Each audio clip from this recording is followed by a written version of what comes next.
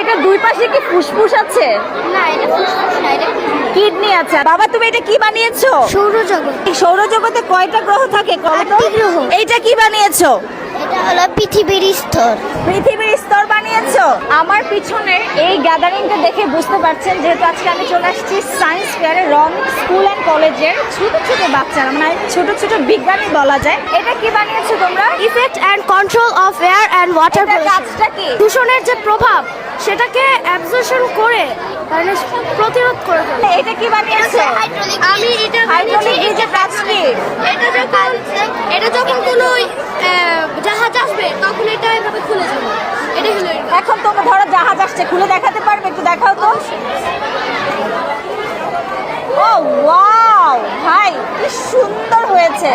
দেখ এই ধরনের ব্রিজ সাধারণত আমরা কোথায় দেখি? এই ধরনের ব্রিজগুলো সাধারণত আমরা ফরেন কান্ট্রিতে দেখি। এটা কি চাইলে বাংলাদেশেও সম্ভব?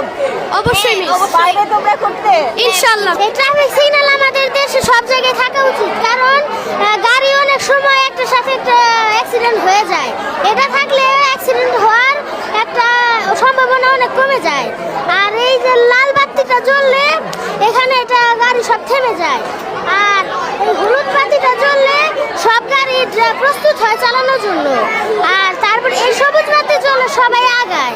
ওয়াও, আমরা নরমালি বড় মানুষরাও কিন্তু আসলে এই ট্রাফিকের রুলসটা মানে আমি সিস্টেমটা জানি না। এটা কি বানিয়েছো বাবা? এটা হচ্ছে দা পলিউশন। এটা হলো ফ্যাক্টরি ধোঁয়া বেরিয়ে প্রাকৃতিককে নষ্ট করে। এটা হচ্ছে এনার্জি সোর্সেস। এটা হচ্ছে আলী আবরার আয়াত বানিয়েছে। জিনিসটা খুবই সুন্দর। আমাদের হাইড্রোস্পোর্টের কাজটি হলো আমরা নদীর যে স্রোত আছে সেই স্রোতকে কাজে লাগিয়ে বিদ্যুৎ উৎপন্ন করবো। যেমন দেখেন এটা যখন ঘুরবে তখন এই যে মোটরটা, যে ডিসি মোটরটা, এইটা টারবাইন হবে। এই টারবাইন হওয়ার মাধ্যমে এখানে বিদ্যুৎ উৎপন্ন হবে। আর এই বিদ্যুতের ঘর, এই যে ঘরটা, এই ঘরের যাবতীয় ফ্যান লাইট এর বিদ্যুৎ দিবে। এর ফলে হবে কি আমাদের যে প্রাকৃতিক বিদ্যুৎ আছে সেটা সংরক্ষণ হবে। আর আমরা এটার মাধ্যমে আমাদের চাষবাস চালাতে পারবো। Wow very good. এত স্মার্ট ভাই। রনিক স্কুল অ্যান্ড কলেজের স্টুডেন্টরা যে এত মানে ওদের ভিতরে এত ট্যালেন্ট আমি আগে না আসলে জানতাম না। রনিক স্কুল অ্যান্ড কলেজ এটা হচ্ছে এনার্জি সোর্সেস। এটা হচ্ছে আলী আবরার আয়াত বানিয়েছে। জিনিসটা খুবই সুন্দর। আর তোমরা এখানে কি বানিয়েছো? এটা হচ্ছে সৌরজগৎ। সৌরজগৎ বানিয়েছো? এটা কি তুমি একা বানিয়েছো? হ্যাঁ আমি। Wow very good. না একা না, আর কি আমরা চারজন মিলে এই গ্রুপে, কিন্তু আমি নিজে একা বানিয়েছি। ওয়াও ভেরি গুড, খুবই সুন্দর হয়েছে। Thank you so much.